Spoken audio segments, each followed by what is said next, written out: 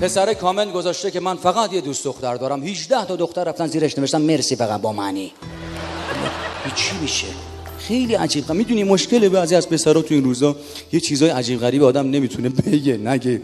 من حالا به نکات خیلی کوچیکش، یه زمانی هم بود که روش همسریابی خیلی سنتی به صورت منوئل بود. جلو مدارس دخترونه تک چرخ می‌زدن با موتور.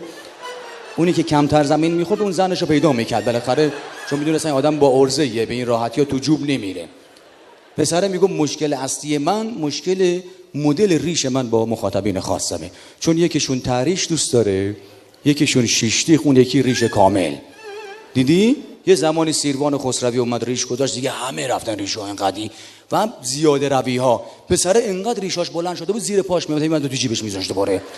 عجیب غریب. من یا مثلا بعد از اون تتلو یا مثلا حمید صفت هنوزم میشه بخشی همون